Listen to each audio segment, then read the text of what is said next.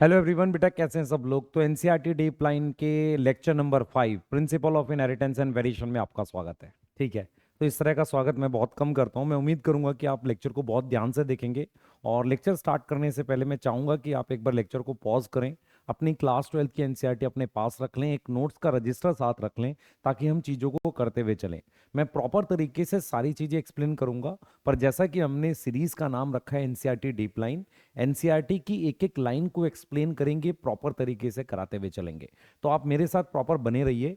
जो बच्चे क्लास 12 में बोर्ड्स में हैं, जो बच्चे ड्रॉपर में हैं और सीरीज पर डिपेंड है, वो बिल्कुल भरोसा रखें बेटा, प्रॉपर तरीके से सारा कराया जाएगा।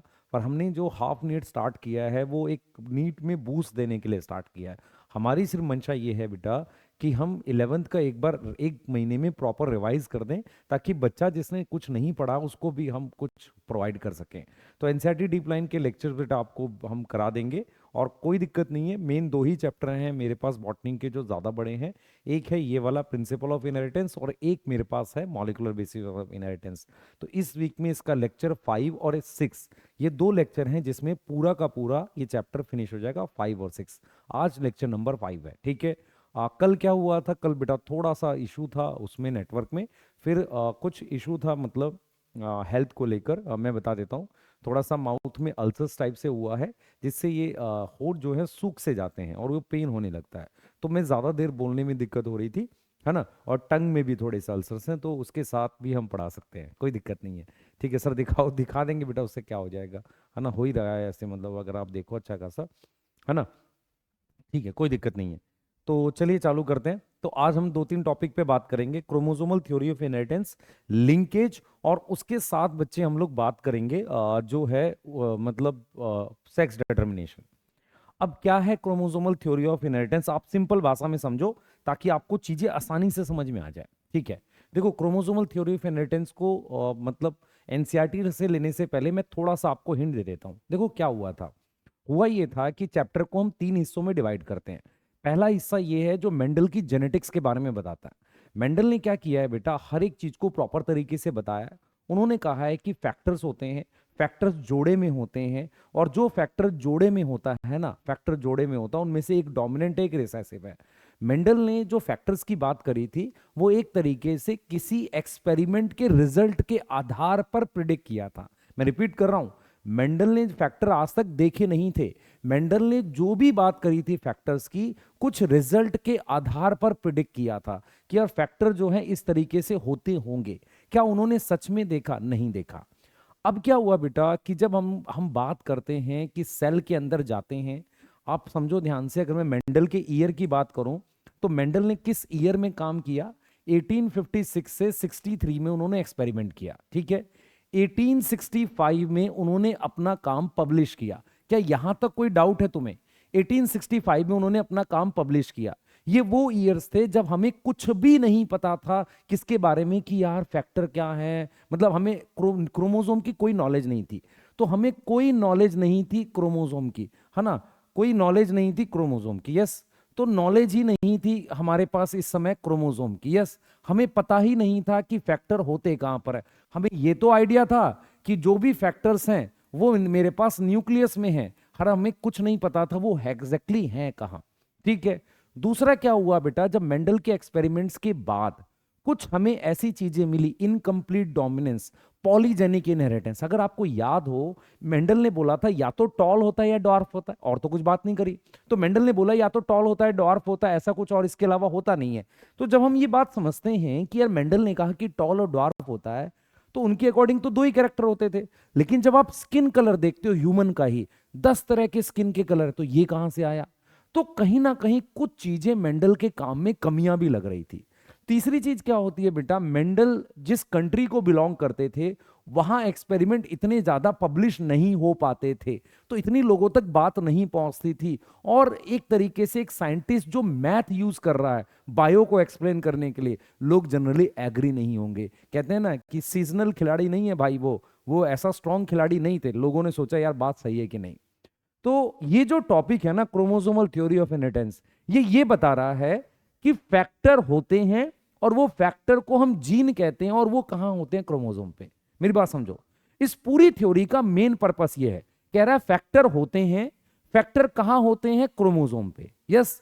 और ये कैसे हुआ, थोड़ा सा आइडिया लगा लेते हैं। तो सबसे पहले हम ये देखते हैं कि मेंडल के काम को क्यों फेलियर मिला। देखो सबसे पहले एनसीईआरटी क्या बोलते हैं, देखो एनसीईआरटी कहती है कि मेंडल ने अपना काम 1865 में पब्लिश किया, जैसे मैंने आपको बताया, पर कुछ ऐसे कारण थे कि उनका काम अनरिकॉग्नाइज्ड रिया 1900 तक। 1900 तक क्यों अनरिकॉग्नाइज्ड रिया? क्योंकि बहुत सारी चीजें उस चीज में आई। पहला देखो, पहला क्या है, फर्स्ट क्या है कि कम्युनिकेशन इजी नहीं था। मतलब क्या हुआ, जैसे कम्युनिकेशन इजी, भाई मैं मेंडल कान में जाके थोड़ी बताएगा, भाई मेंडल तो क्या करेंगे, काम को पब्लिश करेंगे। जब चीजें पब्लिश नहीं होंगी तो कम्युनिकेशन इजी नहीं है, तो उस समय उतना ज्यादा काम उनका पब्लिश नहीं हुआ। दूसरा, उन्होंने जो जीन की बात करी थी, जिस जीन की बात करी थी, देखो हिज कॉन्सेप्ट ऑफ जीन, जिसे हम फैक्टर कहते हैं, किसके शब्द में, मेंडल के शब्द में, इज अ स्टेबल, स्टेबल मतलब एक ऐसी यूनिट है जो अलग से है। यस।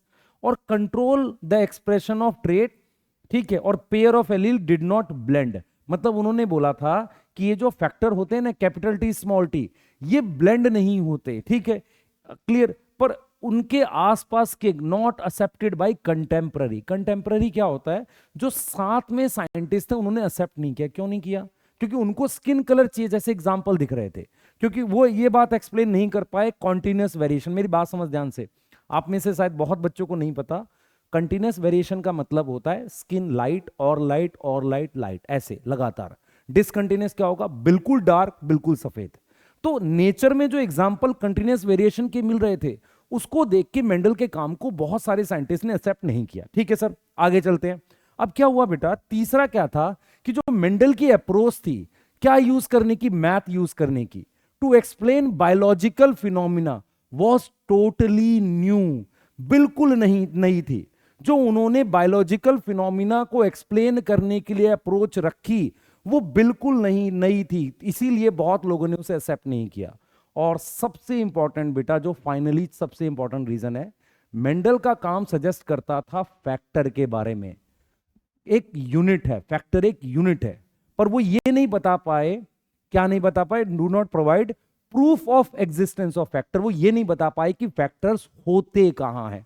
प्रूफ फॉर एग्जिस्टेंस मतलब मैं आपसे कह रहा हूं कि यार ये फैक्टर है, पर मेंडल ये नहीं बता पाए कि फिजिकल समझ में आता है, फिजिकल प्रूफ मतलब रियल में फैक्टर कहां मिलते हैं और वो किस चीज के बने हुए हैं। इसका मतलब बेटा, जब 1865 में मेंडल ने अपना एक्सपेरिमेंट किया, तो न्यूक्लियस के अंदर क्रोमोसोम की डिटेल नहीं थी, तो हम ये बता ही नहीं पाए कि फैक्टर कहां है। तो अब 1900 में क्या हुआ, 1900 में ऐसा क्या हुआ कि हमें फैक्टर दिखने लग गए?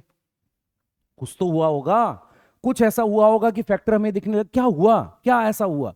तो मेरे दिमाग में ये बैठा बेटा, मैं ध्यान से सुनना, जो एनसीईआरटी लिखती है, जो मेरी समझ बनती है वो ये बनती है। 1900 के आसपास क्रोमोसोम दिख चुके थे और क्रोमोसोम का बिहेवियर हम स्टडी कर रहे थे। क्रोमोसोम का बिहेवियर क्या, चाय पीता पानी पीता नहीं। क्रोमोसोम कब दिखते हैं, डिवाइड करते वक्त। मेरी बात सुनिए ध्यान से, क्रोमोसोम कब दिखते हैं, जब सेल डिवाइड करता है। तो उसका बिहेवियर किस में देखोगे आप, माइटोसिस और मियोसिस में।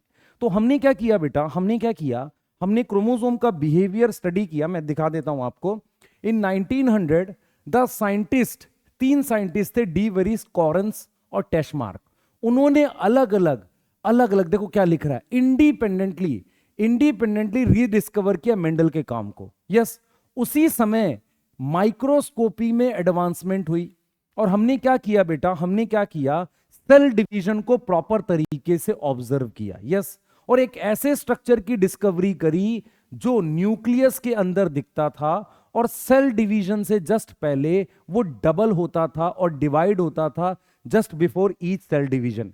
इसको हमने क्या नाम दिया, क्रोमोसोम। तो आप समझ रहे हो, 2 काम हुए हैं। पहला, कार्ल कॉरेंस, टेशमार्क और डी वेरिस ने मेंडल के काम को दोबारा करके देखा। दूसरा, एडवांसमेंट इन माइक्रोस्कोपी का क्या मतलब है, अच्छे माइक्रोस्कोप आ गए, मतलब जो डिटेल चीज देख सकते थे। उन्होंने क्या ऑब्जर्व किया कि न्यूक्लियस के अंदर एक ऐसा स्ट्रक्चर है जो डबल होता है। मान लो हम बात कर सकते हैं एस फेज की, सर क्रोमोसोम डबल नहीं होते, पर कुछ तो डबल हुआ है ना, चीज डबल हुई और फिर डिवाइड हुई किस में, एम फेज में, प्रो उसमें कैरियोकाइनेसिस में, और सेल के एक्चुअल डिवीजन से पहले ऐसा हुआ। उनको उन्होंने नाम दिया कि यार वो कलर दिखाते हैं, कलर बॉडीज हैं, कलर चीज को हम नाम देते हैं क्रोमा। क्रोमा मतलब कलर, सोम्स मतलब जैसे लाइसोसोम, लाइसो मतलब लाइसिस कराने, जोम मतलब body, chromosome colour body, yes. तो क्या बोलते हैं उसे, कलर बॉडी। और वो दिखते हैं कैसे, स्टेनिंग से, यस। ये चीज समझ में आ रही है। तो हमें क्या दिखा बेटा, एक तो मेंडल के काम की रिडिस्कवरी करी 3 साइंटिस्ट ने, दूसरा माइक्रोस्कोप से बेटर होने से मुझे क्रोमोजोम का बिहेवियर दिखा, ठीक है। अब क्या आया बेटा, अब कंट्रीब्यूशन आता है सटन एंड बोवेरी का। देखो 1902 में chromosome movement during meiosis had been workout, मतलब क्रोमोसोम कैसे बिहेव करते हैं मियोसिस में, कैसे बिहेव करते हैं, क्रोमोसोम में क्या होता है, पेयर अलग अलग होता है, वो वर्कआउट हो गया।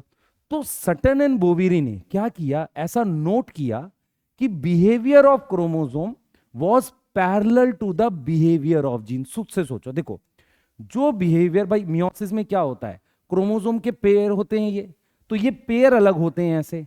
तो यही बिहेवियर किसने स्टडी किया, सटन एंड बोवेरी ने। उन्होंने देखा कि जैसे क्रोमोसोम अलग होते हैं वैसे ही फैक्टर अलग होते हैं, मेंडल ने यही बोला था।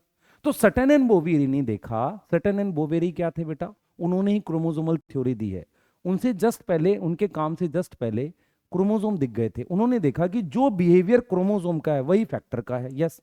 तो उन्होंने क्या किया, उन्होंने एक्सप्लेन किया मेंडल्स के लॉ को, ठीक है। उन्होंने क्या किया कि मेंडल के लॉ को क्रोमोसोम के बिहेवियर से एक्सप्लेन किया। कैसे, जैसे फैक्टर जोड़े में होते हैं तो क्रोमोसोम भी तो जोड़े में होते हैं। फैक्टर कब अलग होते हैं, एनाफेज मियोसिस में अलग होते हैं, तो एनाफेज 1 में क्रोमोसोम भी अलग होते हैं। तो क्या लिखा हुआ है, पढ़ो ध्यान से। Boveri noted that the behaviour of chromosome was parallel to the behaviour of gene.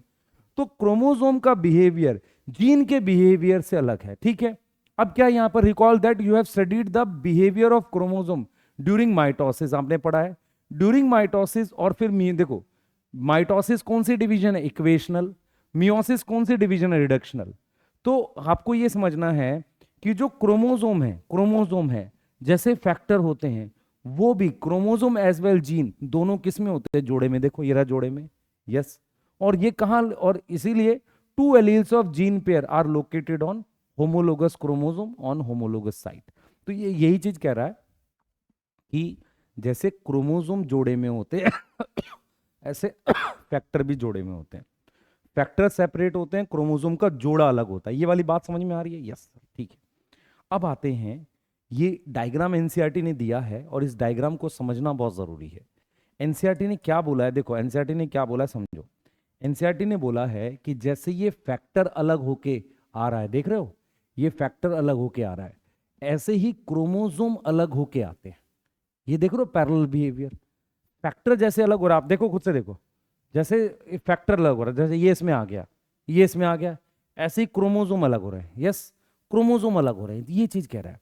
अब अगर आपको याद हो, हमने सेल साइकिल में पढ़ा था, जीवन फेज में ये एक क्रोमोसोम पेयर है ये, और ये दूसरा क्रोमोसोम पेयर है। G2 में क्या होगा, हर एक में दो दो, एक और दो सिस्टर क्रोमैटिड, ये सेंट्रोमियर है बेटा इसका, ये सेंट्रोमियर है। ऐसे ही क्या होगा, अब मियोसिस 1 में क्या होगा, इस येलो वाले के साथ ये रेड चला गया, इस ऑरेंज वाले के साथ ग्रीन चला गया, तो 2 क्रोमोसोम ऊपर आ गए, 2 क्रोमोसोम नीचे, यहां 4 थे जो डिवाइड हो गए 2-2 में। फिर मियोसिस 2 में क्या होगा, ये वाला और ये वाला अलग हो रहे हैं, सिस्टर क्रोमैटिड, ये और ये सिस्टर क्रोमैटिड सेपरेट हो रहे हैं। तो जो जर्म सेल होता है जिसे गैमेट कहते हैं वो हैप्लॉइड होता है। क्या ये भी हैप्लॉइड है, हाँ। तो उसमें कितने क्रोमोसोम है सर, 2 हैं। कितने कितने क्रोमोसोम है, 2-2 क्रोमोसोम है, यस। तो जो 4 क्रोमोसोम थे यहां पर, 1 2 3 4, G2 फेज में उनके सिस्टर क्रोमैटिड बने। मियोसिस 1 एनाफेज 1 में 2-2 पूरा पूरा जोड़ा अलग हुआ, और फिर मियोसिस 2 में सिस्टर क्रोमैटिड अलग हुई। ये डायग्राम है जो आपका मियोसिस को हम देख रहे हैं, मियोसिस को ऐसे देख रहे हैं। अब इसको लेकर देखो क्या बोला उन्होंने क्या बोला, उन्होंने बोला during anaphase 1 the 2 chromosome pair can align. Anaphase 1 में जो क्रोमोसोम पेयर है, देख रहे हो, क्रोमोसोम पेयर, एक ये रहा और एक दूसरा, अलाइन हो गए। किस पे लग गए, मेटाफेज प्लेट पर इंडिपेंडेंटली। क्लियर है, मेटाफेज पर इंडिपेंडेंटली लग गए। अब जरा देखो मैं आपको ये समझाता हूं कि उन्होंने क्या बोला था सटन एंड बोवेरी ने। देखो सटन एंड बोवेरी ने क्लियर बोला था, क्रोमोसोम का बर्ताव और फैक्टर्स का बर्ताव पैरेलल है, ठीक है। तो जैसे फैक्टर जोड़े में होते हैं ऐसे क्रोमोसोम जोड़े में होता है। तो यहां लिखा है ना कि factor occur in pair, chromosome मतलब अकर इन पेयर। अब ये कब अलग होते हैं बेटा? गैमेट फॉर्मेशन के समय अलग हो जाते हैं, such that only one of the each pair is transmitted to gamete. मतलब वो क्या कहना चाह रहा है कि जैसे इस गैमेट में ये मान लो कैपिटल ए आ गया, तो इन दोनों में से एक आएगा, बी भी आ सकता है और स्मॉल ए के साथ स्मॉल बी भी आ सकता है। ऐसा ही किसके साथ हो सकता है? क्रोमोसोम के साथ हो सकता है कि segregate at gamete formation at only one of each pair is transmitted to gamete. तो ये और ये बात तो लगभग सेम लिखी है कि क्रोमोसोम जोड़े में होते हैं, फैक्टर जोड़े में होते हैं, इन दोनों में से एक मूव करता है। अब ये क्या कह रहा है? Independent pair segregate independently, one pair segregate. देखो बच्चों मेरी बात सुनो ध्यान से, ये वाला क्रोमोसोम अलग हो रहा है, इस वाले पे निर्भर नहीं करता।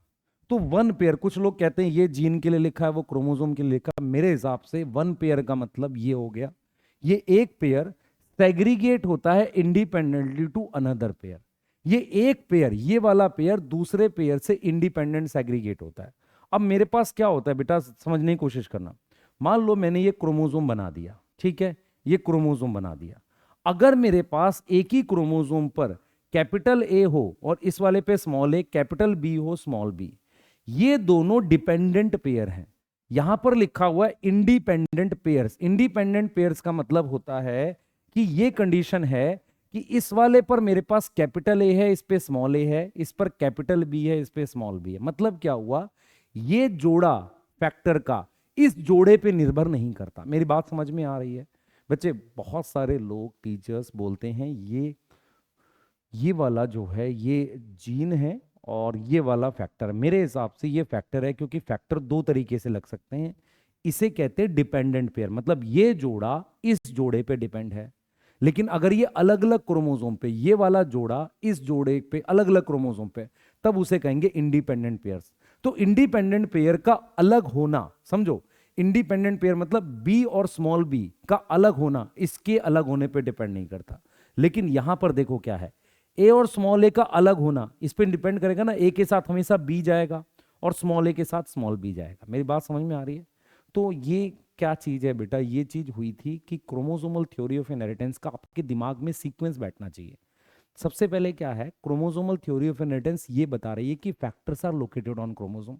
उसके लिए उन्होंने क्या किया, जब 1900 तक क्रोमोसोम दिख गए तो 1902 में बट सटन एंड बोवेरी ने जो क्रोमोसोम का बर्ताव फील किया कि वो कैसे जोड़ा बनाते हैं, कैसे अलग होते हैं, एक जोड़ा दूसरे पे निर्भर नहीं करता, इससे उन्होंने मेंडल के लॉ को एक्सप्लेन करने की कोशिश की। उन्होंने पाया सही है।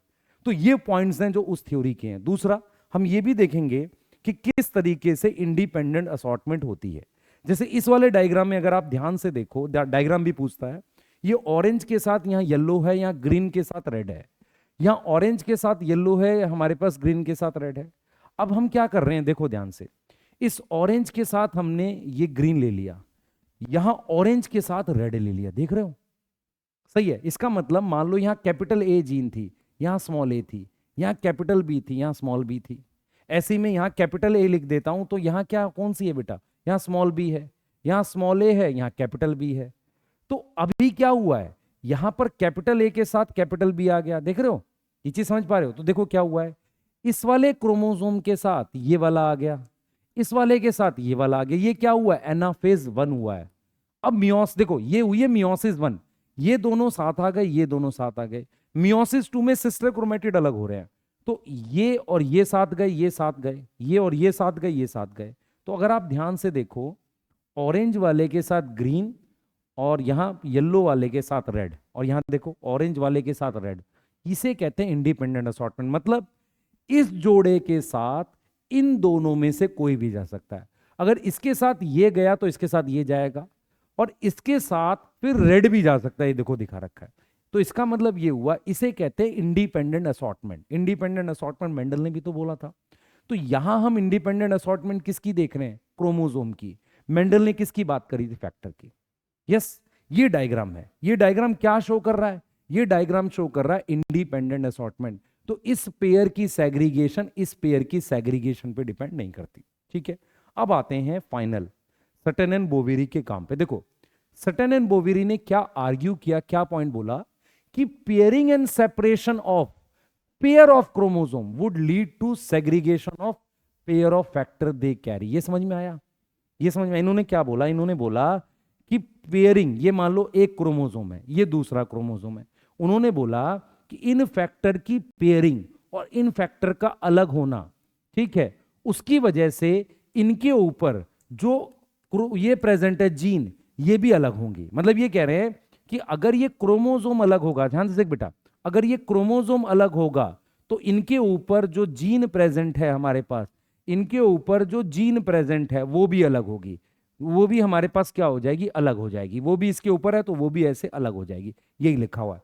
पेयरिंग, साथ आना, सेपरेशन, उससे इससे क्या प्रूफ होता है? Factors are located on chromosome. ये है क्रोमोसोमल थ्योरी। तो सटन ने क्या किया? यूनाइट किया किसको? Knowledge of chromosomal segregation, chromosome कैसे अलग हुए, किसके साथ? मेंडल के प्रिंसिपल के साथ, और उसे नाम दिया क्रोमोसोमल थ्योरी ऑफ इनहेरिटेंस। तो किन साइंटिस्ट ने प्रपोज करी है क्रोमोसोमल थ्योरी ऑफ इनहेरिटेंस? वो प्रपोज करी है सटन एंड बोवेरी ने। फाइनल जो प्रपोजिशन था वो किसने दिया? सटन ने। सटन ने क्या किया है? सटन ने ही कंबाइन किया किसको? देख लो बेटा, सटन ने ही कंबाइन किया नॉलेज ऑफ क्रोमोसोम सेग्रीगेशन किसके साथ? मेंडल के प्रिंसिपल के साथ। ये बोला। एक्चुअल में क्या है, बोवेरी का मोर कंट्रीब्यूशन मियोसिस की तरफ था। उन्होंने मियोसिस की डिस्कवरी को लेके कुछ काम किया हुआ है। क्लियर है? यहां तक समझ में आ गया? अब यहां से हम आगे जा रहे हैं बेटा। अब हम ये देख रहे हैं कि अब ये तो आ गई क्रोमोसोमल थ्योरी, ठीक है। अब हमें ये तो पता चल गया, मेरी बात सुनना, हमें ये तो पता चल गया, ध्यान सुनेंगे, हमें ये तो पता चल गया, ये मैंने क्रोमोसोम बना लिया कि factors are located on chromosome. Factors are located on chromosome, मुझे ये पता चल गया है। लेकिन क्या एक ही फैक्टर होता है? नहीं, बहुत सारे हो सकते हैं। एक क्रोमोसोम पे एक से ज्यादा फैक्टर हो सकते हैं। ट्रू है, कोई दिक्कत नहीं। जैसे मैं आपको कहता हूं, मान लो आपके घर में 3 रूम है, रहने वाले 15 लोग हैं, 10 लोग हैं, तो एक रूम में एक से ज्यादा रहना पड़ेगा ना। तो अगर मैं कहता हूं कि टोटल जीन कितनी है, आपके पास एक डाटा है मॉलिक्यूलर बेसिस ऑफ इनहेरिटेंस का, टोटल 30,000 जीन है, तो क्या एक क्रोमोसोम पे एक से ज्यादा जीन प्रेजेंट होगी? यस और नो, मुझे बस सोच के बताओ। बिल्कुल प्रेजेंट होगी। तो एक क्रोमोसोम पर एक से ज्यादा जीन हमारे पास प्रेजेंट होती है। मेरी बात समझ पा रहे हो? एक क्रोमोसोम पर एक से ज्यादा जीन हमारे पास क्या होती है? एक सेकंड देना बेटा, प्रेजेंट होती है।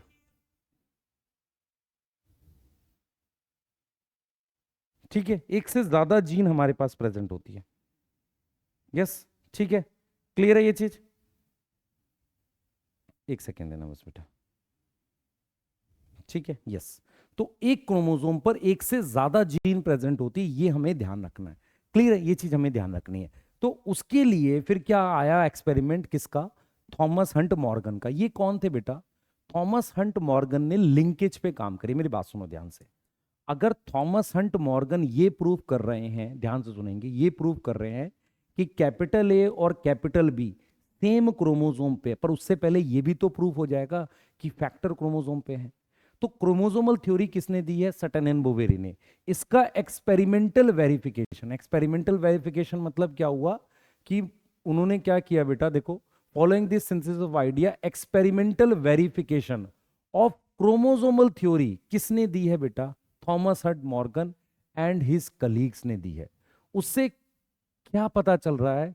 उस lead to the discovering the basis of variation that sexual reproduction produce. मतलब ये क्या बोल रहा है? Led to the discovering the basis of variation sexual, क्योंकि कहीं ना कहीं इन्होंने क्रोमोसोम पर देखा कि फैक्टर्स प्रेजेंट होते हैं, और ये क्रोमोसोम कैसे मिक्स होते हैं, कब मिक्स होते हैं? मियोसिस के समय। मियोसिस कहीं ना कहीं सेक्सुअल रिप्रोडक्शन, तो उसको रिलेट किया।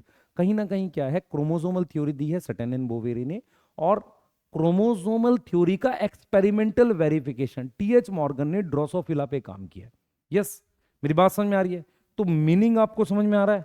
थ्योरी का मीनिंग समझ में आ रहा है? साइंटिस्ट जिन्होंने फैक्टर्स ऑन क्रोमोसोम, ये सटन एंड बोवेरी है। यस, सटन एंड बोवेरी है। और किन्होंने इसका एक्सपेरिमेंटल वेरिफिकेशन दिया है? सर, एक्सपेरिमेंटल वेरिफिकेशन दिया है किसने? टीएच मॉर्गन ने। एक्सपेरिमेंटल वेरिफिकेशन किसने दिया है बेटा? ये दिया है टीएच मॉर्गन ने। टीएच मॉर्गन ने इसका एक्सपेरिमेंटल वेरिफिकेशन दिया है। यहां तक लग रहा है मुझे कोई डाउट नहीं होना चाहिए आपको। अब आओ, टीएच मॉर्गन ने ड्रोसोफिला क्यों सिलेक्ट किया? एक्चुअल में क्या होता है बेटा, पी प्लांट जो होता है ना, उन वो बाइसेक्सुअल होता है, उसमें मेल फीमेल अलग नहीं होता। दूसरा क्या है कि पी प्लांट में आप बहुत सारे एक्सपेरिमेंट्स नहीं करा सकते, आपको चाहिए कि थोड़ा साइकिल जल्दी हो। पी प्लांट की तब भी 35-40 दिन की साइकिल है, तो हमें चाहिए थोड़ा सा जल्दी रिजल्ट मिले। तो टीएच मॉर्गन ने एक इंसेक्ट लिया जिसको हम लैब में ग्रो कर सकते हैं। तो टीएच मॉर्गन ने काम किस पे किया? टाइनी फ्रूट फ्लाई, छोटी फ्रूट फ्लाई जिसका नाम ड्रोसोफिला मेलानोगैस्टर है। सही है। ड्रोसोफिला में जैसे ये मान लो हमारे पास मेल है और ये हमारे पास फीमेल है ना। टोटल इनमें कितने क्रोमोसोम होते हैं? 8 क्रोमोसोम होते हैं बेटा। और इनके अंदर बेटा ये क्या होता है, 8 क्रोमोसोम है, उसमें मेल के अंदर एक्स वाई होता है मेल के अंदर, और फीमेल के अंदर एक्स एक्स क्रोमोसोम होता है फीमेल के अंदर। याद रहेगा 8 क्रोमोसोम होते हैं। अब इन्होंने क्यों लिया देखो, they could be grown on simple synthetic medium. जब आप किसी को सिंपल सिंथेटिक मीडियम में ग्रो कर सकते हो, आप आसानी से कंट्रोल कर सकते हो। सही है। दूसरी चीज, दे कंप्लीट ले their life cycle in 2 week. 2 week में अपनी लाइफ साइकिल, तो जल्दी रिजल्ट मिलेंगे। सिंगल मेटिंग मतलब सिंगल रिप्रोडक्शन से लार्ज प्रोजेनी मिलेगी। देखो एक अच्छे रिजल्ट के लिए क्या चाहिए बेटा? Large sample size. तो सिंगल मेटिंग से बहुत सारे प्रोजेनी बच्चे मिलेंगे। उसके बाद मेल और फीमेल में अलग से अंतर आसानी से दिखेगा, मेल फीमेल फ्लाई पहचानना आसान है। दूसरा क्या है? दूसरा क्या है बेटा? Also it has many heredity variations that can be seen with low power microscope. जैसे मान लो रेड आई है, रेड आई और वाइट आई, आप आईज में देख सकते हो, ये रेड आई है, वाइट आई, ये आसानी से लो माइक्रो पावर माइक्रोस्कोप से देख सकते हैं। और ये वेरिएशंस कैसी है? हेरिडिटी है, क्योंकि जेनेटिक्स तो वेरिएशन से बात करेगा ना, जो ट्रांसफर हो रही है। तो ड्रोसोफिला क्यों लिया आप देख लो, सिंथेटिक मीडियम पे ग्रो कर सकते हैं, 2 वीक में लाइफ साइकिल पूरी होगी, सिंगल मीटिंग से बहुत सारी फ्लाइज बन रही है। इसका मतलब मतलब हमारे पास सैंपल साइज बड़ा आ रहा है। सैंपल साइज क्या आ रहा है? बड़ा आ रहा है। क्लियर है? ठीक है। और ये इस बात का मतलब समझ पा रहे हो कि हेरिडिटी वेरिएशंस मतलब ऐसी वेरिएशन जो ट्रांसफर हुई है, और हम ये देख पा रहे हैं जो आईज है ना हमारे पास, आई कलर वगैरह, ये वो वेरिएशंस है जिसको आप लो पावर माइक्रोस्कोप से देख सकते हो आसानी से। अब आते हैं लिंकेज के कॉन्सेप्ट पे, जो किसने दिया है? किसने दिया है बेटा? लिंकेज का कॉन्सेप्ट दिया है थॉमस हंट मॉर्गन ने। सबसे पहले आप समझो कि लिंकेज का कॉन्सेप्ट होता क्या है, उससे क्या फर्क पड़ता है। अगर आपको ये समझ नहीं आएगा तो एनसीईआरटी रीड भी कर दूंगा तो नहीं आएगा आपको। ठीक है? क्लियर है? तो सबसे पहले लिंकेज को समझते हैं। लिंकेज का मीनिंग क्या है? देखो आप ये देख रहे हो, ये एक फैक्टर कैपिटल ए है, ये कैपिटल बी है। अगर एक से ज्यादा फैक्टर सेम क्रोमोसोम पे हो तो इस फिनोमिना को लिंकेज कहते हैं। लिंकेज का मतलब होता है कि हमारे पास 2 या 2 से ज्यादा, 2 और मोर फैक्टर कहां प्रेजेंट है? 2 और मोर फैक्टर ऑन सेम क्रोमोसोम। कहां है? सेम क्रोमोसोम पे। एक ही क्रोमोसोम पे 2 और 2 से ज्यादा फैक्टर हमारे पास प्रेजेंट है। इसको हम क्या बोलते हैं बेटा? लिंकेज बोलते हैं। इसको हम क्या बोलते हैं? लिंकेज बोलते हैं। जहां पर एक, 2 और 2 से ज्यादा फैक्टर सेम क्रोमोसोम पे प्रेजेंट है। क्या मेरी बात समझ में आ रही है? इसको हम लिंकेज बोलते हैं। अब ध्यान से सुनना। ठीक है सर, ये वाली बात समझ में आ गई। ये एक ही क्रोमोसोम पे ये और ये प्रेजेंट है, इसको लिंकेज बोलते हैं। ठीक है। तो इनको क्या बोलेंगे? इनको बोलेंगे लिंक जीन। इसको नहीं बोलेंगे, हाँ इसको भी बोलेंगे, इनको बोलेंगे लिंक जीन। ठीक है सर, ये बात तो ठीक है। अब लिंकेज से क्या होता है जरा समझते हैं, मेरी बात सुनो। अब मान लो ये मैंने जीनोटाइप लिखा हुआ है, जीनोटाइप समझ में आ रहा है? ऐसे capital A small A capital B. अब इस वाले क्रोमोसोम पेयर पे कैपिटल ए स्मॉल ए है, ये कोई दूसरा क्रोमोसोम है, ये अलग अलग क्रोमोसोम है बेटा। इस वाले क्रोमोसोम पे कैपिटल बी स्मॉल बी है, इस वाले पे क्या है? कैपिटल ए स्मॉल ए है। अब ध्यान से देखना, अब यहां पर ये डिफरेंट क्रोमोसोम पे, इसका मतलब यहां पर कोई लिंकेज नहीं है। यहां पर क्या है बेटा? कोई भी लिंकेज नहीं है, नो लिंकेज, यहां कोई लिंकेज नहीं है। अगर यहां पर कोई लिंकेज नहीं है, आप ध्यान से देखो, तो क्या होगा? कैपिटल ए के साथ स्मॉल ए जा सकता, सॉरी कैपिटल ए के साथ कैपिटल बी जा सकता है, कैपिटल ए के साथ स्मॉल बी, स्मॉल ए के साथ कैपिटल बी, और स्मॉल ए के साथ स्मॉल बी। इसे कहते हैं इंडिपेंडेंट असॉर्टमेंट। मतलब क्या हुआ?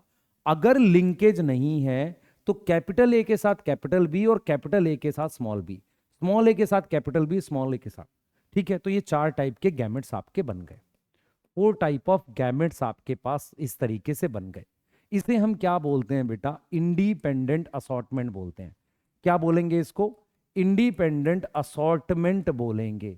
क्या मेरी बात समझ में आ रही है? क्या मेरी बात समझ में आ रही है?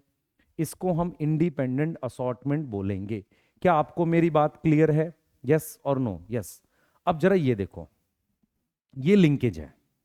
लिंकेज क्या है यहां समझना।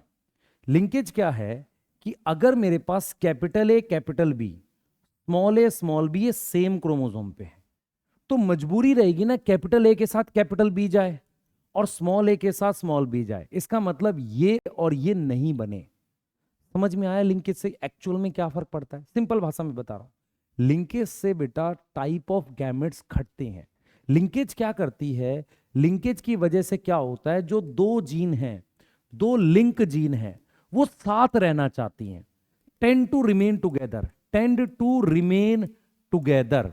इसको हम क्या बोलते हैं? इसको हम क्या बोलते हैं? लिंकेज बोलते हैं। इसको हम क्या बोलते हैं? लिंकेज। दो जीन्स लिंक हैं, इस बात को हम क्या बोलते हैं बेटा? लिंकेज बोलते हैं। इसको हम क्या बोलते हैं? लिंकेज बोलते हैं। क्या मेरी बात समझ में आ रही है? क्या मेरी बात समझ में आ रही है? यस, ठीक है। तो क्या है बच्चे, ध्यान सुनेंगे, क्या है मेरी बात समझना, ध्यान सुनेंगे।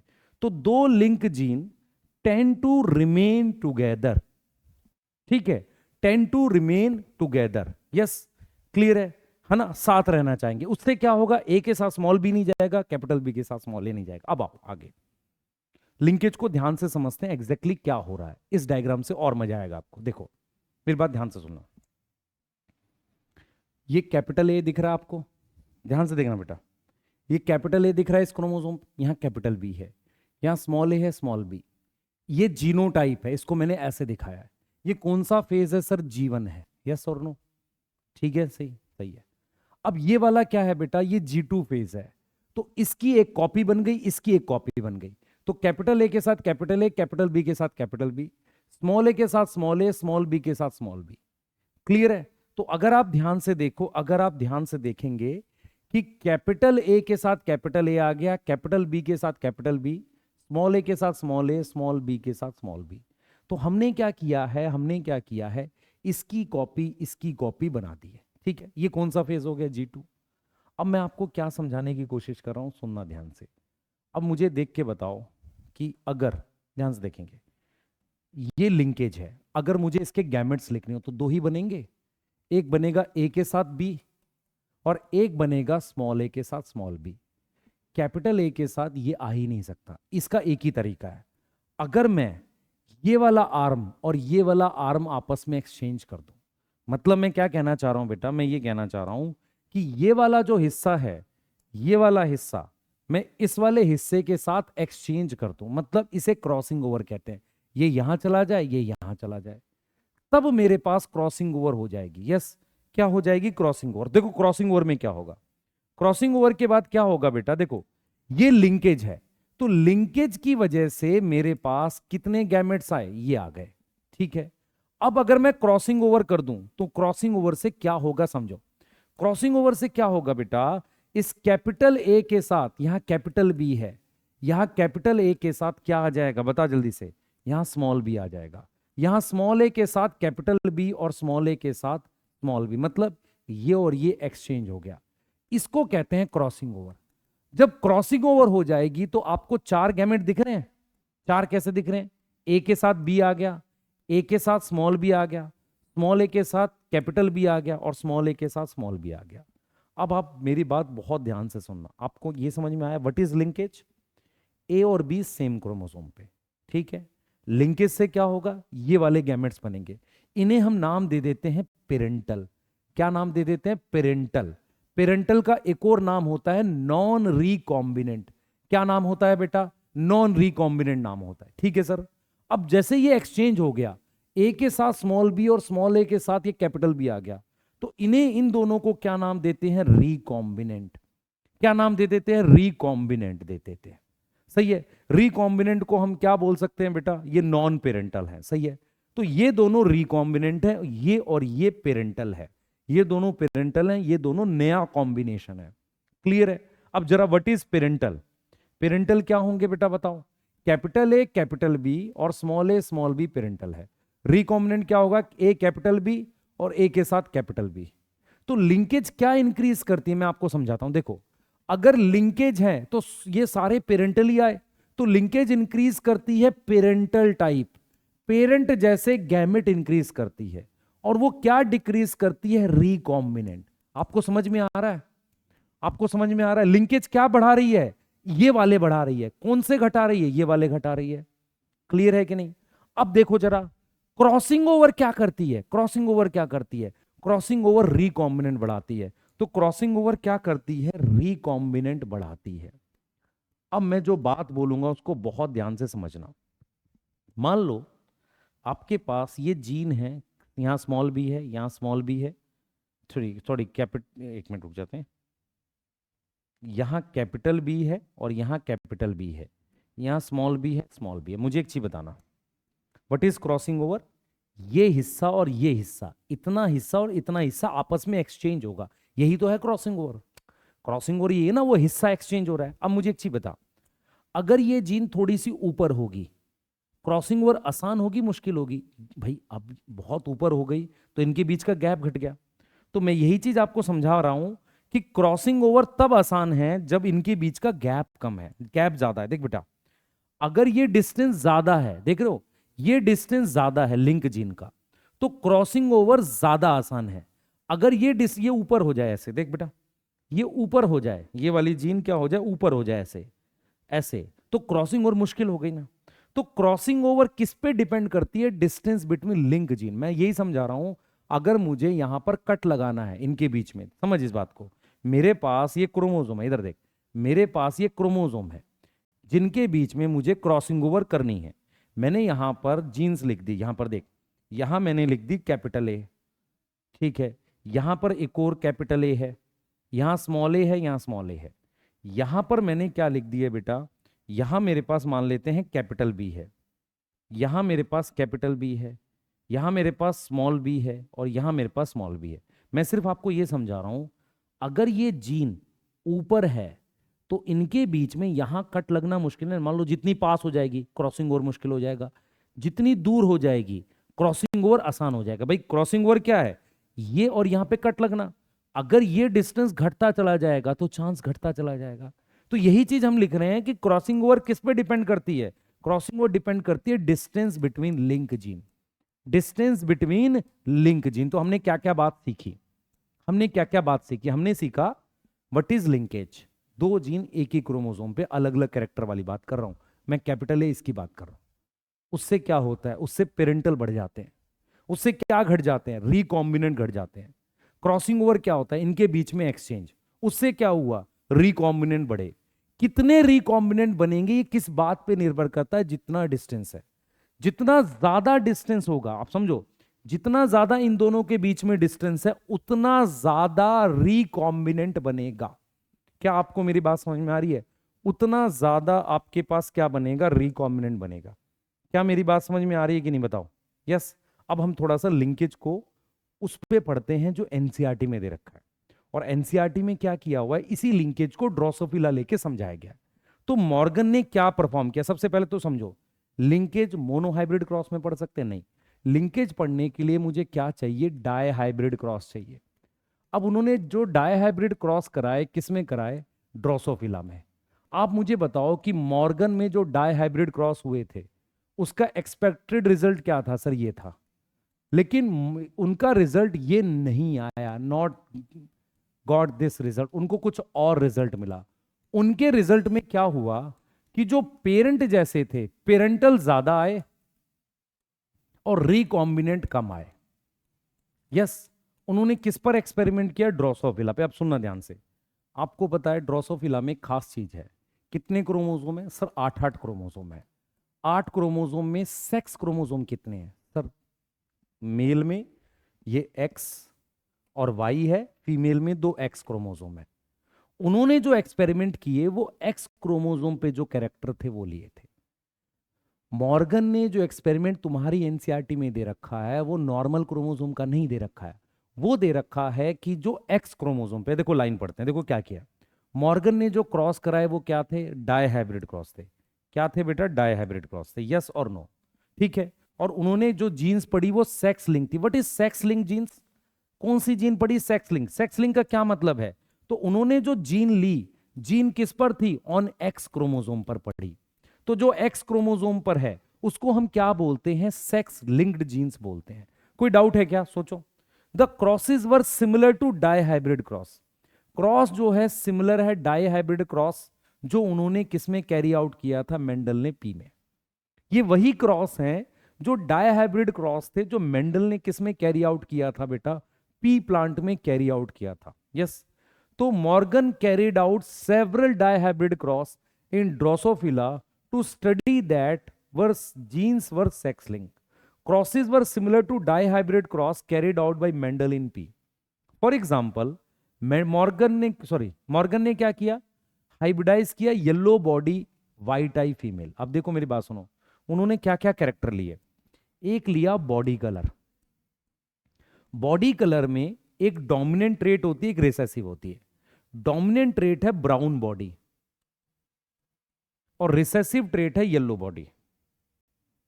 ठीक है, रिसेसिव ट्रेट क्या है बेटा? Yellow body. Yellow body recessive trait है। ऐसे ही आई कलर एक कैरेक्टर लिया। आई कलर में रेड आई डोमिनेंट है, व्हाइट आई रिसेसिव है। ऐसे ही विंग में लिया। विंग में क्या लिया बेटा? जो नॉर्मल विंग हो सकते हैं और मिनिएचर। मिनिएचर मतलब छोटे। ये सारे कैरेक्टर कहां थे? ये तीन कैरेक्टर हैं, 1 2 3। Body colour brown body yellow body, eye colour red eye white eye, wing में नॉर्मल और मिनिएचर। ये तीन कैरेक्टर लिए जो एक्स क्रोमोसोम पे थे। याद कर पहले से बेटा, याद कर नहीं तो गड़बड़ होगा। तो उन्होंने जो फीमेल ली वो ब्राउन बॉडी कैसी थी? देखो बेटा, उन्होंने जो फीमेल ली क्या थी? Yellow body. कहां है येलो बॉडी? ये रहा। और कैसी ली? व्हाइट आई। इसका मतलब जो फीमेल ली उस पे दोनों ये रिसेसिव ट्रेट लिए। मेल कैसा लिया? मेल लिया ब्राउन बॉडी और रेड आई। इसका मतलब ये वाला ट्रेट क्या हो गया? डोमिनेंट। इनको क्रॉस कराया।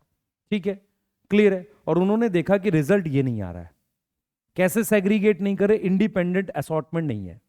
ठीक है, और F2 रेशियो में वो नहीं आ रहा। तो इसका मतलब क्या हुआ? F2 रेशियो में 9331 का रिजल्ट क्यों आता है? क्योंकि इंडिपेंडेंट असॉर्टमेंट होती है। क्या यहां तक कोई डाउट है आपको?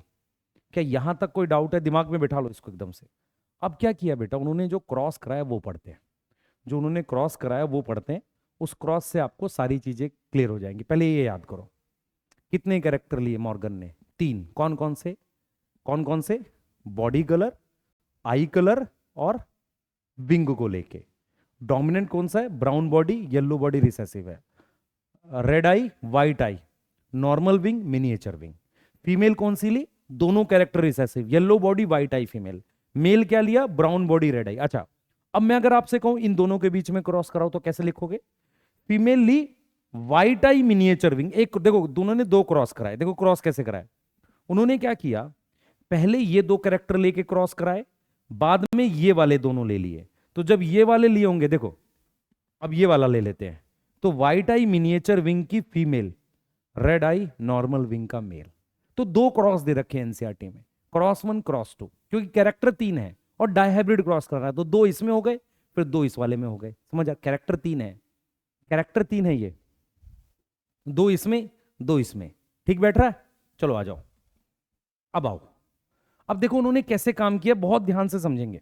उन्होंने कैसे काम किया बेटा? उन्होंने ऐसे काम किया कि ये देख रहे हो, ये कौन सी आई? देखो वाई लिखा हुआ है। अब देखो मेरी बात समझा। कैरेक्टर कितने लिए? बॉडी कलर डोमिनेंट क्या है बेटा? डोमिनेंट है ब्राउन बॉडी, और रिसेसिव क्या है? Yellow body. तो जो सिंबल ले रहे हैं ना, सिंबल समझना बहुत इंपॉर्टेंट है। यहां पर सिंबल ले रहे हैं स्मॉल वाई, तो डोमिनेंट को वाई प्लस लिख रहे हैं। आई कलर में क्या लिया? रेड आई डोमिनेंट है, रेड आई डोमिनेंट है, तो आर नहीं लिया मैंने, व्हाइट आई का सिंबल ले लिया। तो व्हाइट आई को मैं अगर छोटे डब्ल्यू से लिख रहा हूं तो इसको लिख रहा हूं डब्ल्यू प्लस से। विंग साइज ले लेता हूं, तो विंग साइज ये नॉर्मल हो गया और ये मिनिएचर हो गया। मिनिएचर मतलब छोटे को कहते हैं। तो यहां पर एम लिखा, तो यहां क्या लिखूंगा? M plus. तो अगर मैं ध्यान से देखूं उन्होंने कितने कैरेक्टर लिए? एक, ये कौन सा क्रोमोसोम है? ये एक्स क्रोमोसोम है। फीमेल में ऐसे 2 होते हैं। तो उन्होंने 1 2 3 कैरेक्टर लिए। इनके बीच का डिस्टेंस कम है तो रिकॉम्बिनेंट कम आएंगे। इनके बीच का डिस्टेंस ज्यादा है तो रिकॉम। ये कौन सा है बेटा? ये कौन सा है? ये कौन सी है? आई देखो, येलो बॉडी है, येलो बॉडी रिसेसिव है। ये देख, ये कौन सा है सर? व्हाइट आई है, ये रिसेसिव। हाँ सर। ये कौन सा? मिनिएचर विंग है। ये कौन सा है? मिनिएचर विंग है। क्या मेरी बात समझ में आ रही है? क्या मेरी बात समझ में आ रही है? तो yellow body, yellow body, white eye, miniature wing, ये हमने लिया है। ठीक है, अब उन्होंने क्रॉस कैसे कराया, ध्यान से सुनना। Yellow body white eye female ली है, उसको ब्राउन बॉडी रेड आई मेल से क्रॉस कराया। एक क्रॉस ये है, दूसरा क्रॉस देख, व्हाइट आई मिनिएचर। खुद से लिखेगा क्रॉस तो याद होगा, नहीं तो याद नहीं होगा। देख मैं लिख के दिखाता हूं तुझे, हाउ टू ड्रॉ क्रॉस। सबसे पहले आप क्रॉस कैसे बनाओगे? सबसे पहले डायहाइब्रिड क्रॉस है। कैरेक्टर कितने? 1 2 3। तो पहले इन दोनों को ले लेते हैं। मेल डोमिनेंट लिया है इस कैरेक्टर के लिए, मेल डोमिनेंट। मेल डोमिनेंट कैसे आएगा? ब्राउन बॉडी रेड आई मेल। तो मेल में ये वाला क्रोमोसोम कौन सा है सर? ये वाई है। ये कौन सा? एक्स। तो इसमें अगर मैं आपसे कह रहा हूं कि मुझे ब्राउन बॉडी लिखनी है, तो मैं क्या लिखूंगा? मेल में Y plus. Yellow body Y है तो मेल में ये वाई प्लस आ गया। ठीक है सर। फिर मैंने क्या लिखना है? डोमिनेंट है ना, तो ये वाला लिखना रेड आई। ये क्या हो गया? W plus. तो मेल मैंने कैसा लिया है? ब्राउन बॉडी और रेड आई। बेटा वाई पर कोई कैरेक्टर नहीं लिया था उन्होंने ऐसे। अब फीमेल रिसेसिव है, रिसेसिव मतलब येलो बॉडी। तो येलो बॉडी में क्या लिखेंगे? वाई और डब्ल्यू, वाई और डब्ल्यू। क्यों? क्योंकि फीमेल में दो क्या होते हैं? दो कौन से क्रोमोसोम होते हैं? दो वाई क्रोमोसोम होते हैं, सॉरी एक्स क्रोमोसोम। एक एक्स क्रोमोसोम ये रहा। तो इसको क्या लिखूंगा मैं? इसको क्या लिखूंगा बता बेटा? येलो बॉडी व्हाइट आई। क्या लिखूंगा? येलो बॉडी व्हाइट आई। ये लिख दिया मैंने। क्या मेरी बात समझ में आ रही है? क्या मेरी बात समझ में आ रही है? तो आप खुद से देखो, ब्राउन बॉडी रेड आई, येलो बॉडी व्हाइट आई, ये कैरेक्टर लेके उन्होंने क्रॉस कराया। मैं फिर रिपीट करूंगा, याद करो मेरे साथ। सबसे पहले कैरेक्टर याद करो, नहीं तो समझ नहीं आया cross. Body colour, eye colour, wing size. कितने कैरेक्टर है? 3। इनके बीच में डिस्टेंस कम है, इसलिए रिकॉम्बिनेंट 1.3% है। पेरेंटल आप निकाल लो 100 में से माइनस करके। यहां रिकॉम्बिनेंट है 37.2। इनके बीच का डिस्टेंस ज्यादा है, तो उसी हिसाब से रिकॉम्बिनेंट आएगा। ठीक है, पहले हम इन दोनों को लेंगे। तो फीमेल रिसेसिव लेनी है। रिसेसिव फीमेल मतलब yellow body white eye female. तो फीमेल में 2 एक्स क्रोमोसोम है, तो होमोजाइगस लिखेंगे वाई डब्ल्यू वाई डब्ल्यू। ठीक है। मेल में ब्राउन बॉडी रेड आई, ब्राउन बॉडी के लिए वाई प्लस और रेड आई के लिए डब्ल्यू प्लस। बाकी ये वाई क्रोमोसोम है, इस पे कोई जीन नहीं है। एक्स पे ये एक्स क्रोमोसोम, इस पे जीन है। फीमेल में 2 एक्स क्रोमोसोम है। अब चलो इसका आप खुद से लिखना। देखो मेल क्या लेना है? रेड आई नॉर्मल। रेड आई के लिए क्या लिखोगे? डब्ल्यू प्लस और एम प्लस। ठीक है। व्हाइट आई मिनिएचर, व्हाइट के लिए क्या लिखोगे? डब्ल्यू एम और डब्ल्यू एम। ये क्रॉस सेकंड है। तो 2 क्रॉस दे रखे हैं, ये क्रॉस 1 है, ये क्रॉस 2 है। ये वो है जिनके बीच में। अब इसको मैं क्या लिखूंगा? देख, मैं लिखूंगा रेड आई, रेड आई नॉर्मल विंग का मेल। ठीक है, नॉर्मल विंग का मेल। अब मैं यहां क्या लिखूं? यहां लिखने दे मुझे। देख बेटा, मैं क्या लिखूंगा? White eye miniature wing, miniature wing का फीमेल। ठीक है, क्लियर है क्लियर है ये चीज? बोलो, क्लियर है ये नहीं है? बताओ बताओ। देखो ध्यान से, अब आ जाओ। अब ये क्रॉस कराते हैं। देखो इसने क्या किया, आपके समझ में आ रहा है क्रॉस? ये देखो, खुद से देखना। येलो बॉडी वाइट आई, फीमेल है कि नहीं? ये देखो, ये फीमेल है। ये मेल क्या है? वाइल्ड टाइप लिखा हुआ। मेल क्या है बता? वाई प्लस लिखा है। तो येलो का क्या हो गया? Brown body.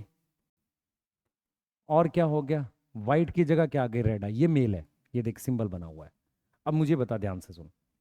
इस वाई क्रोमोसोम के साथ एक वाई डब्ल्यू आ गया, वाई क्रोमोसोम के साथ वाई डब्ल्यू।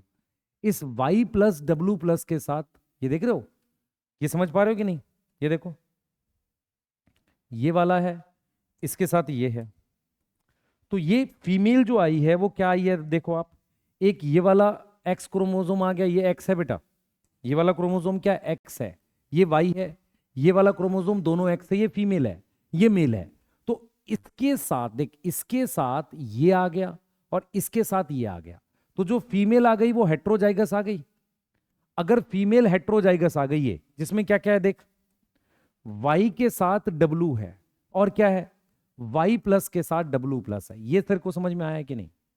देख सिंपल क्या हुआ है, हमने इसको क्रॉस कराया है। ये फीमेल है, इसको क्रॉस करा है मेल से, Y plus dash W plus, ये डैश क्यों लगा रहा हूं, वाई क्रोमोसोम के लिए। अब क्या होगा, ये वाई और डब्लू एक ही क्रोमोसोम पे है तो ये लिख दिया, और फिर उसके साथ ये वाई प्लस डब्लू प्लस, तो फीमेल में ये एक्स क्रोमोसोम देख रहे हो, दो एक्स क्रोमोसोम आएंगे ये वाले, एक वाई डब्लू ये वाला और एक वाई प्लस डब्लू ये वाला।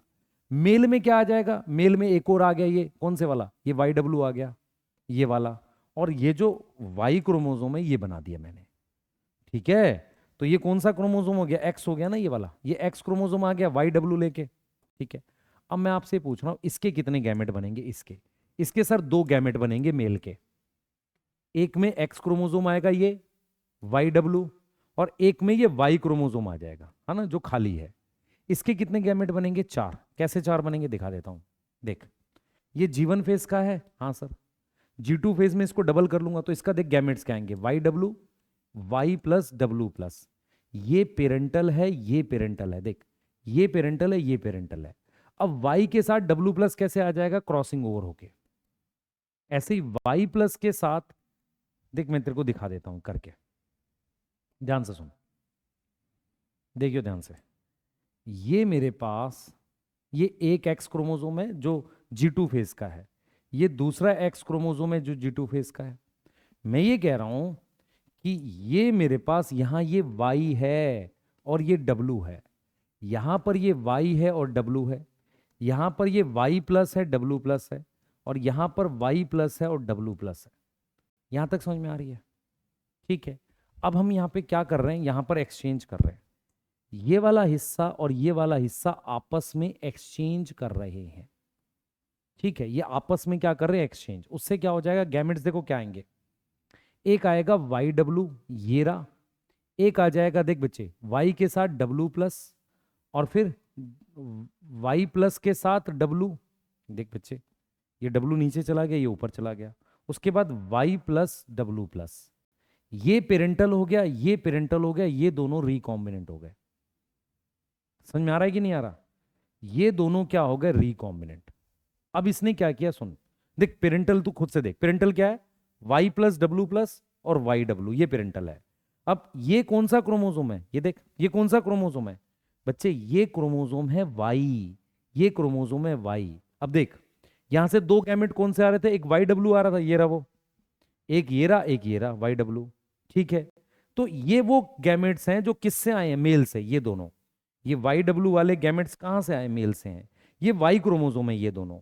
अब इसके चार गैमेट देख, जो मैंने ये चार लिखे हैं, ये चार गैमेट देख, थोड़ा साफ लिखूंगा तेरे को पता चलेगा, नहीं तो क्या हो रहा है तेरे को पता नहीं चलेगा, होता क्या मैं जल्दी लिखने के चक्कर में करता, कोई नहीं। देख एक गैमेट वाई डब्लू है, एक क्या है मेरे पास, ये देख वाई के साथ डब्लू प्लस है, फिर वाई प्लस के साथ डब्लू है, फिर वाई प्लस डब्लू प्लस है, ये दोनों पेरेंटल है ये दोनों रिकॉम्बिनेंट है। तो ये टोटल कितने गैमेट हो गए, चार। चार को इसके साथ रखना है, मतलब ये देख रहा है चार, इन चारों को इसके साथ एक बार रखना है एक बार इसके साथ, तो टोटल प्रोजेनी 8 हो जाएंगी। तो जो इसके साथ रहेगा, किसके साथ, पेरेंट वाले के साथ, वाई डब्लू और इसके साथ, इनको कहेंगे पेरेंटल ये रहा। और जो इसके साथ रहेगा Y plus W plus Y plus, किसकी बात कर, इन दोनों के साथ ये दोनों रखने हैं, कितने हो जाएंगे, दो गैमेट ये और दो ये, चार हो गए, ये रहे वो चार। देख वाई डब्लू प्लस ये रहा, वाई प्लस डब्लू, देख रहा है ये रिकॉम्बिनेंट, ये लिख दिए। अब ये कौन सा क्रोमोसोम है वाई, ये कौन सा क्रोमोसोम है वाई। अब मैंने एक्स लिखना है, एक्स क्या है, वाई डब्लू, ये देख Y W X Y W X, ये क्या है Y plus W Y W plus. समझ में आया नहीं आया, सोच ले खुद से, खुद बनाएगा आराम से बन जाएगा। खुद कैसे बनाएगा मैं दिखा देता हूं तुझे, सिंपल सा क्रॉस है। तुझे ये समझ में आएगा कि जो फीमेल थी वो ये थी स्टार्टिंग में, और मेल क्या था, वाई प्लस डब्लू प्लस था, ये खाली था।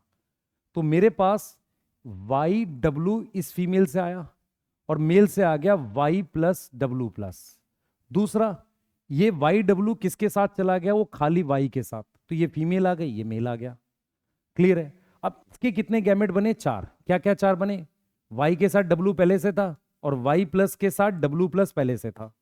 रिकॉम्बिनेंट क्या आएगा, वाई डब्लू प्लस और वाई प्लस डब्लू, ये रिकॉम्बिनेंट हो गए ये पेरेंटल हो गए। इसके कितने गैमेट आएंगे, दो, एक YW आएगा और एक वो खाली वाला। तो ये खाली वाला Y क्रोमोसोम चारों के साथ जाएगा और ये YW भी चारों के साथ जाएगा। तो जो बनेंगे ना YW प्लस के साथ जो भी कॉम्बिनेशन बनेंगे वो सारे रिकॉम्बिनेंट होंगे। अब एनसीईआरटी ने क्या किया है, सुन ध्यान से, एनसीईआरटी ने क्या लिखा है, इसमें पेरेंटल लिखे हैं 98.7%, रिकॉम्बिनेंट लिखा है 1.7%। इसका मतलब YW जीन के बीच में डिस्टेंस बहुत ज्यादा नहीं था, इसीलिए ऐसा किया है। यस, अगर वो पेरेंटल कम लिख के रिकॉम्बिनेंट बढ़ा दे जैसा उसने अगले क्रॉस में किया है, अगला क्रॉस बिल्कुल सेम है, उसने क्या किया है बेटा, यहां डिस्टेंस बढ़ा दिया है, सही है, सेम क्रॉस किया है उसने, फिर फीमेल क्या ली है, रिसेसिव ली है, WWMM। इसको मैं कैसे लिख सकता हूं, 2 X क्रोमोसोम पे, एक पे W है एक पे M है, एक पे W है एक पे M है, ये फीमेल हो गई। यस, ये फीमेल हो गई। मेल क्या है, मेल में एक Y क्रोमोसोम और एक X क्रोमोसोम, वो क्या है, W+M+। आप देख लो बिल्कुल सेम बना रहा हूं मैं, समझ में आ रहा है, बिल्कुल सेम बना रहा हूं। अब क्या होगा, इस WM के साथ ये चला जाएगा, तो WM के साथ क्या चला गया, ये चला गया, W+M+। तो ये अभी भी फीमेल है पर ये हेट्रोजाइगस है। और इस WM के साथ क्या आ गया, ये Y क्रोमोसोम आ गया। अब इसके कितने गैमेट बनेंगे, 4, इसके कितने गैमेट बनेंगे, 2। 4 को 2 से मल्टीप्लाई करेंगे तो 8। जो 4 गैमेट बनेंगे वो क्या है, WM है और W+M+, इनको कह रहे हैं पेरेंटल। फिर क्या हो जाएगा, एक बन जाएगा, देख बच्चे, एक WM+ और एक W+M, ये रिकॉम्बिनेंट है। तो इनके साथ ये भी जाएगा और ये भी जाएगा, तो टोटल 4 रिकॉम्बिनेंट, 4 पेरेंटल आ जाएंगे। लेकिन क्योंकि डिस्टेंस ज्यादा है इस वजह से हम यहां पर पेरेंटल इतने लिख रहे हैं, रिकॉम्बिनेंट इतने लिख रहे हैं। आप डायरेक्ट कर सकते हो कि जो मेरे पास ये X क्रोमोसोम है इस पर मेरे पास M है, W है, सॉरी क्या था, Y है, W है, M है, ये डिस्टेंस ज्यादा है इसीलिए 37.2 रिकॉम्बिनेंट है। 100 में से माइनस करोगे तो 62.8 पेरेंटल आएंगे। ये डिस्टेंस कम है इसलिए रिकॉम्बिनेंट 1 पॉइंट कितना था बेटा, 1.3 था, कहां गया, 1.7 था, कहां गया, ये रहा, 1.7 नहीं 1.3 था, कहां गया, ये रहा। तो ये डिस्टेंस कम है तो ये 1.3 क्या हो गया, रिकॉम्बिनेंट। तो पेरेंटल कितना आ गया सर, पेरेंटल आ गया कितना, 98.7। ठीक है, उस तरीके से कर रहे हैं। तो डिस्टेंस जितना ज्यादा होगा उतना रिकॉम्बिनेंट होगा, ये समझ में आ गया। आप देखो क्या किया, मॉर्गन को पता था genes were located on X chromosome, ठीक है, और उन्होंने देखा, saw quickly that when 2 genes in a dihybrid cross situated on same chromosome, मतलब 2 जीन डायहाइब्रिड क्रॉस में जो सेम क्रोमोसोम पर हैं, the proportion of parental were much higher than non parental.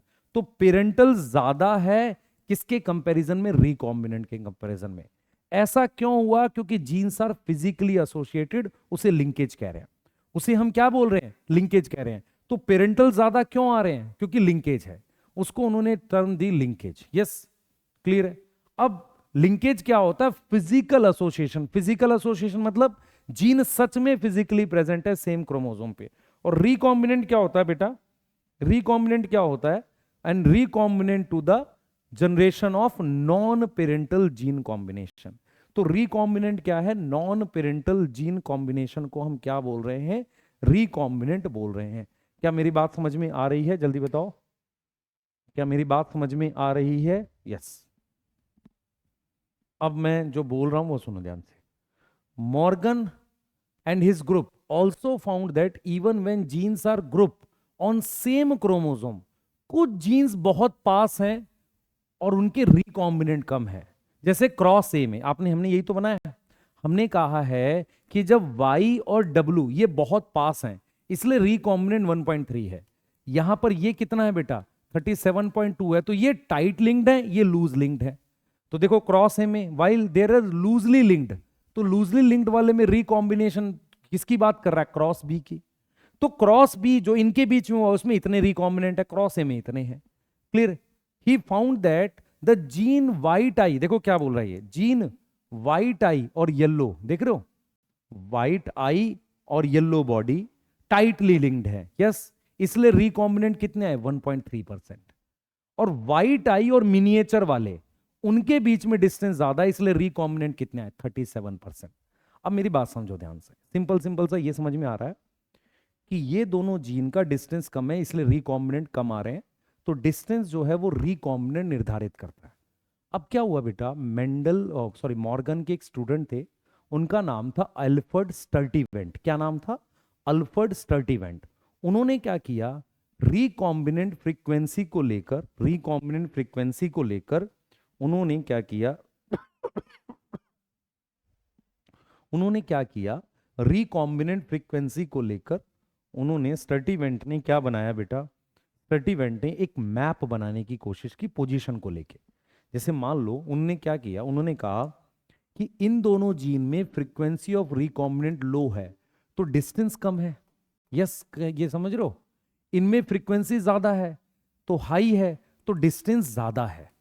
तो मॉर्गन के एक स्टूडेंट थे स्टर्टीवेंट, तो स्टर्टीवेंट ने क्या किया बेटा, स्टर्टीवेंट ने बोला, एक एक डाटा दिया। उन्होंने बोला कि 1% रिकॉम्बिनेंट का मतलब है 1 सेंटीमॉर्गन डिस्टेंस, 1 सेंटीमॉर्गन डिस्टेंस। क्या मेरी बात समझ में आ रही है? क्या मेरी बात समझ में आ रही है? तो 1% रिकॉम्बिनेंट का मतलब है 1 सेंटीमॉर्गन का डिस्टेंस। सही है, 1 सेंटीमॉर्गन का डिस्टेंस 1% रिकॉम्बिनेंट को कहते हैं। क्या मेरी बात समझ में आ रही है बेटा? यस, ठीक है, यस, क्लियर है कि नहीं बताओ? यस। अब हम यहां पर क्या बोल रहे हैं उसको समझो।